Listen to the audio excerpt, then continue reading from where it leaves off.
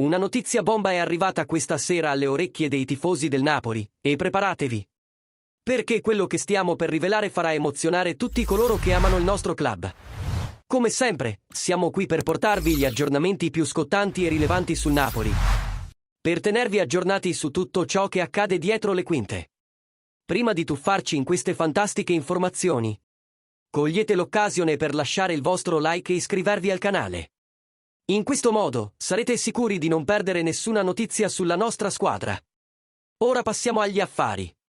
Qualcosa di enorme si sta articolando nei corridoi del Napoli. Una mossa impressionante che promette di trasformare il futuro del club e di accendere ancora di più la passione dei nostri tifosi.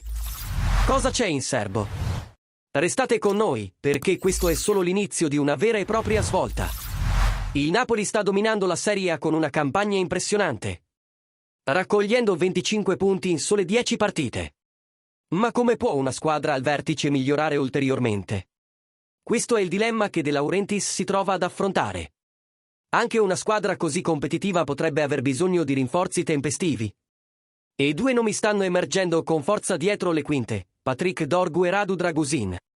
Il terzino sinistro, con Oliveira in gran forma, desta ancora preoccupazioni per la scarsa consistenza di Spinazzola, che non ha dato le necessarie garanzie.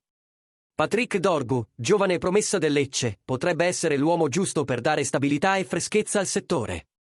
D'altra parte, la priorità più grande è la difesa centrale. Alessandro Buongiorno e Amir Rahmani ricoprono ruoli cruciali nella difesa partenopea. Ma la mancanza di profondità nella rosa è preoccupante. Juan Jesus è a fine carriera e Rafa Marin sembra ancora immaturo per assumersi responsabilità importanti. In questo contesto, Radu Dragusin è emerso come il nome ideale per essere non solo un sostituto, ma un co-titolare della difesa al fianco di Buongiorno e Rahmani. Ora, tifosi del Napoli, vogliamo sapere cosa ne pensate. Dorgu e Dragusin sarebbero gli acquisti ideali per rafforzare ulteriormente questa squadra dominante? Lasciate un commento qui sotto e partecipate a questa discussione sul futuro della nostra squadra e sulle sue prossime mosse di mercato.